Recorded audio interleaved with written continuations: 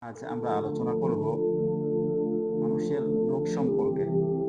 তো একটা মানুষের যেমনিভাবে বাহ্যিক রোগ থাকে, এটার জন্য যেমনিভাবে ডাক্তারের কাছে যাওয়ার প্রয়োজন হয়, ঠিক অনুরূপভাবে প্রতিটা মানুষের আত্মিক কিছু রোগ থাকে।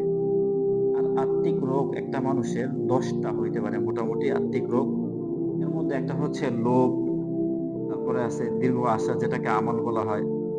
রাগ, মিথ্যা, গীবত, কৃপণতা, হিংসা, রিয়া, অহংকার, ঘৃণা।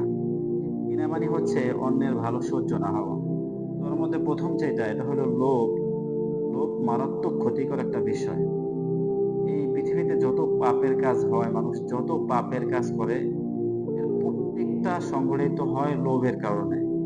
এরপরে আছে দীর্ঘ আশা। দীর্ঘ আশার কারণেও মানুষ পাপের কাজ সংগঠিত করে। রাগকে আরবিতে বলা হয় গদব।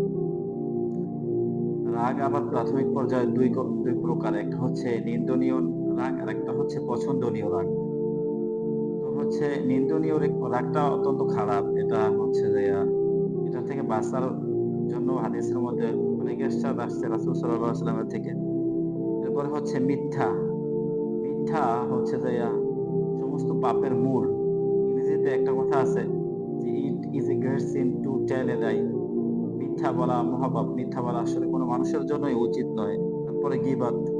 গীবতের ব্যাপারে একাধিক হাদিসের মধ্যে বর্ণনা আসছে। কোরআন শরীফের মধ্যেও বর্ণনা আসছে। আল্লাহ স্বয়ং গীবত করতে নিষেধ করছেন এবং হচ্ছে যে যারা গীবত করে তাদেরকে তুলনা করা হইছে এটা যে তারা হচ্ছে তাদের হচ্ছে মৃত ভাইয়ের গোশত খায় এমন একটা বিষয়। কৃপণতা।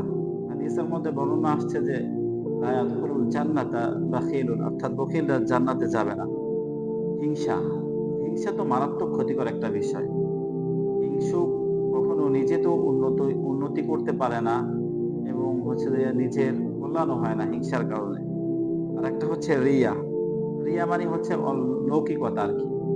সবকিছুতে মানুষকে দেখানো। যেকোনো ইবাদতের ক্ষেত্রে মানুষকে দেখায়, দেখায় ইবাদত করা। এটা হলো রিয়া। অহংকার, এটাকে আরবিতে বলা হয় কিবর।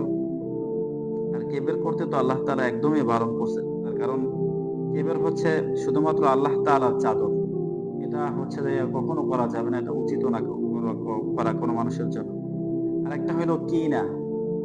কিনা মানে হচ্ছে অন্যের কোনো ভালো সহ্য না হওয়া। অর্থাৎ অন্য একটা ভালো হইছে তো মনে, মনে চিন্তা করা যে ওর ধ্বংস হয়ে যাইতো, ওর এই ক্ষতিটা হইতো। তো এই যে ১০ টা বিষয় একটা মানুষের যেমনিভাবে হার্ট ব্লক হয়ে গেলে, তারপর ব্রেইনে কোনো প্রবলেম হইলে, যেমনিভাবে ডায়াবেটিস হইলে মেডিসিন নেওয়ার প্রয়োজন পড়ে। এই ১০ টা রোগের জন্য প্রতিটা মানুষের